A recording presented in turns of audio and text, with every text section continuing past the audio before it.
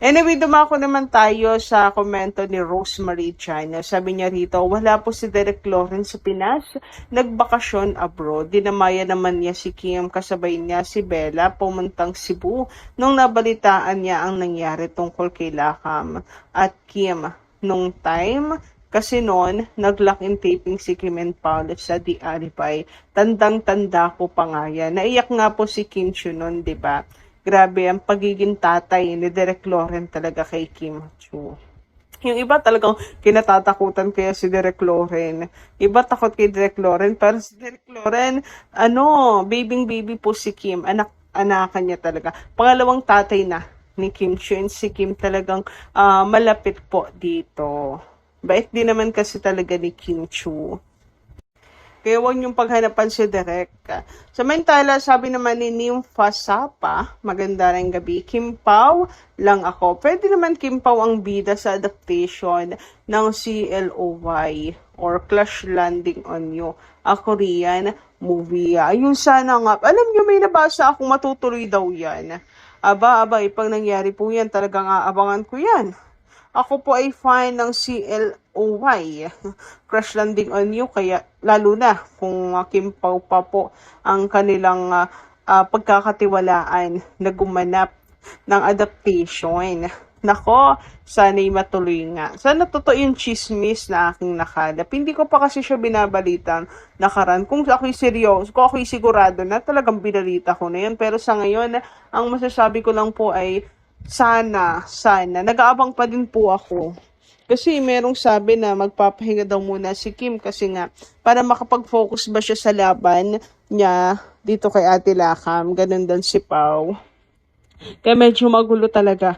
Magulo pang usapin sa next project. Sa Samantala, siguro naman po ay napanood nyo na tong update sa Ogie Diaz Showbiz Update Channel, kung saan ay based nga po dito sa kanilang headline, Kim Pao, Kim Chiu and Paolo Avellino nagli-live-in na. May question mark naman po na nakalagay po rito. So, hindi kino-confirm na mag-live-in na ang Kim Pao. Pero alam niyo naman po ang dating niyan, 'di ba, sa mga viewers. So, nakakalungkot lang na may negative po itong dala, na meron nga po nangungwestiyon kay Kim, meron pong ang pangit ang tingin na kay Kim kasi akala nila si Kim na po ay hindi po, yung sinabi ni Kim na no live-in hanggat hindi kasal, tapos biglang ganito raw. Parang bumaba yung tingin nila kay Kim Chiu, tapos ayun nga, sinasabi nila kung kay Paolo lang Avellino ang bagsak niya, siguradong pagsisisihan daw niya ito. So, narito yung nabasa natin. Sabi rito, sayang ka, Kim. Mabuti pa kung si Attorney Oliver ang pinatulan mo. Sigurado maganda ang buhay mo sa kanya. Kung totoo ang mga usap-usapan sa social media at kay Ogie Diaz na nakipag-live-in ka kay Paolo, baka dyan ka talaga magsisi ng sobra. Akala ko ba natuto ka na sa mga pinagdaanan mo na past relationships mo, tapos kay Paolo ka pa nakipag-live-in sa dami ng lalaking dyan na may gusto sa'yo. Hashtag Kimver, hashtag Kimchu, hashtag Oliver Moller. So, ayan, yung attorney na nanunuyo po kay Kim, pinangalanan nitong isa. And ayun nga, kung kay Paolo pa daw nakipag-live-in sa daming lalaki. Grabe kayo kay Paolo Avellino naman. Para bang sinasabi nyo na ang baba ni Paolo para kay Kim. 'Di ba? Wala namang makapagsasabi. Pero dahil lang sa chismis, naniwala kayo agad. I mean, kinu-question na ninyo agad si Kim Chiu. Para sasabihin pa na kung kanino lang pumatol, kung doon sana sa attorney, di maganda pa sana ang buhay niya. Na para bang hindi maayos ang buhay ni Kim ngayon. Kayang-kaya po ni Kim kahit wala pong lalaki sa buhay niya dahil si Kim po ay matalino, madiskarte, at masipag. And si Kim hindi po tumitingin sa estado ng buhay ng isang tao. Huwag niyo siyang minamaliit. Nakakalungkot lang na dahil nga, ayun, ito yung bunga ng thumbnail. Itong si Ogie, kahit pa question mark at hindi naman nyo kinukumpirma dahil ito'y chika-chika nga lang naman sa social media. Masasabi ko lang naman kung talagang live-in ay bakit ganon? Hindi naman sila magkasabay lagi dumating. Halimbawa may pupuntahan silang event or lilipad papuntang ibang bansa. Magkaiba sila ng sasakyan, magkaibang oras dumarating, nag-iintayan yung dalawa at nagtatawagan pa. So kasi kung magka-live-in sila, sana sabay na po sila na dumating, hindi ba? Lagi ng ganon. Pero hindi. Basta ako talagang ang paniniwala, paninindigan at tiwala ko kay Kim Chung ay talagang nandoon po. Alam ko, na hanggat wala pong kasala, no, live-in talaga si Kim, may paninindigan po iyan. Isa po kasi yan sa talagang hinangaan ko kay Kim Chung. And makikita nyo naman talaga si Kim, hindi po yan kere at nagmamadali. Si Kim po yung tipo ng taong talagang high-valued woman kung maituturing. Yes, tama kayo dyan. Dami nagkakagusto kay Kimi. Pero hindi po siya nasisilaw just porque may pera yung isa. Okay? Sa amin tala, natawa naman ako dito sa repost po ni Gerald Anderson na kung saan ito yung video, di ba, yung performance nila year 2015. Si Paulo, si Gerald, tapos si Sian. Ito yung inaano nila kay Kim Cho kasi lahat po sila yung naging partner ni Kim. Si Sian, si Gerald, tapos si Pao. Ngayon, ang tanong ng mga fans, anong point para ito yung i-post ni Gerald? Sabi nila nagkataon lamang daw repost kasi ito po ay post ng isa sa kanyang mga fans and na performance niya year 2015 dahil na rin sa song choice, etc. etc. Pero ang lang, grabe ang coincidence lang na para bang hindi daw nananahimik itong si Gerald dahil nandyan din po si Paolo Avellino. So ano kaya ibig sabihin daw niya? Una sa lahat, hindi madaling masira ang imahe ng isang artista tulad ni Kim Chiu na mahigit isang dekada nang nasa industriya. Ang kanyang reputasyon ay binuo sa mahabang taon ng sipag at profesionalismo, walang bahid na iskandalo at patuloy na suporta ng masa at industriya. Kung may lumalabas mang masasamang komento, kadalasan ito ay galing sa bashers, bunga ng intriga, maling interpretasyon o epekto ng toxic fan wars at sismis sa social media.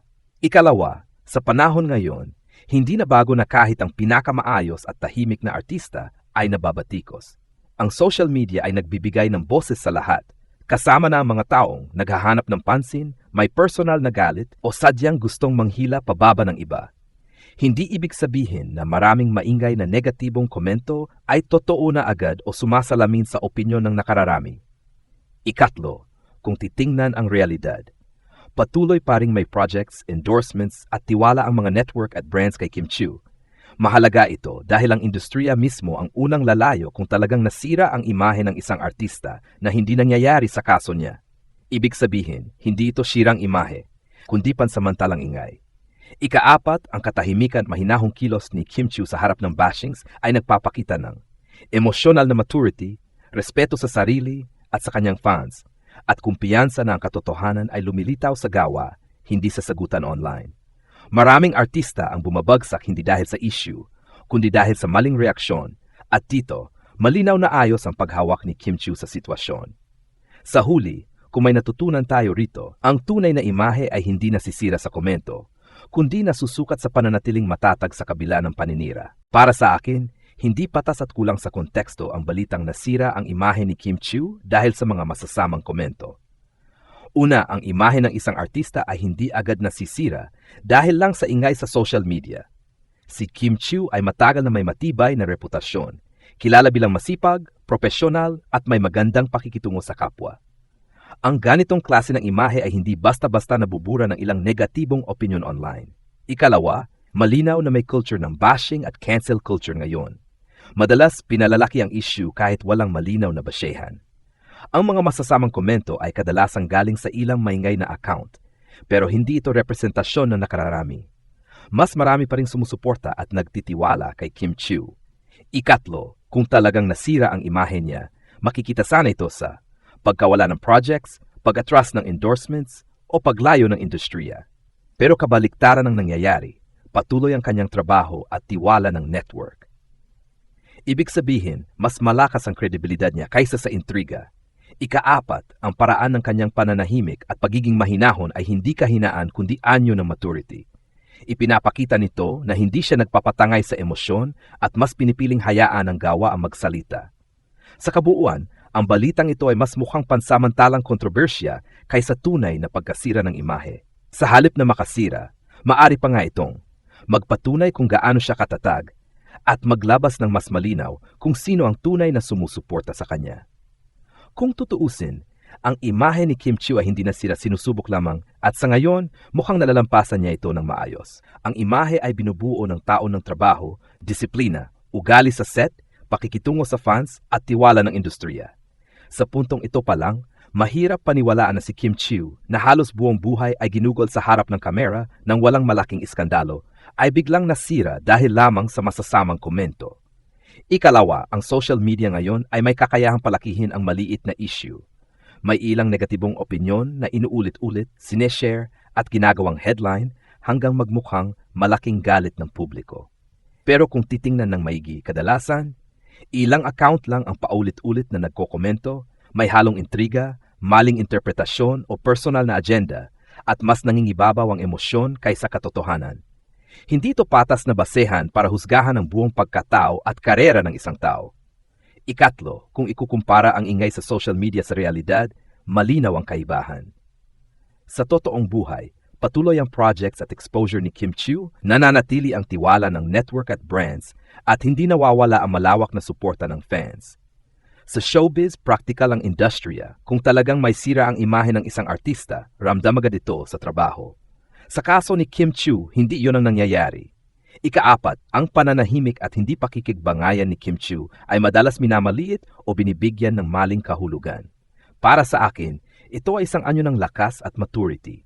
Hindi lahat ng issue ay kailangang sagutin. Minsan, ang pinakamalinaw na sagot ay ang pagpapatuloy ng trabaho na maayos at ang pananatiling kalmado sa gitna ng ingay. Ikalima, masakit aminin pero totoo. May bahagi ng publiko na mas mabilis humusga kaysa umunawa, lalo na sa mga babaeng artista. Mas maliit ang pagkakamali, mas malaki ang galit.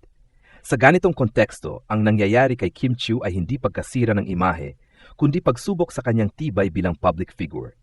Ika-anim, kung may epekto man ang mga masasamang komento, ito ay hindi sa kanyang reputasyon, kundi sa emosyonal na bigat na dinadala ng isang tao na patuloy na binabantayan at hinuhusgahan. Dito pumapasok ang responsibilidad ng fans at ng publiko na maging mas mapanuri at mas makatao. Ang balitang ito ay mas produkto ng ingay at hakaha kaysa refleksyon ng katotohanan. Ang imahe ni Kim Chiu ay hindi nasira. Sa katunayan, lalo pa itong pinapatatag ng paraan ng kanyang pagharap sa kritisismo. May ilang mahalagang punto pa na maaring idagdag sa balitang ito para mas maging balanse at makabuluhan ang pag-unawa natin sa nangyayari. 1. Hindi lahat ng tahimik ay may kasalanan. Madalas na pagkakamalan na ang pananahimik ni Kim Chiu ay pag-amin o pag-iwas.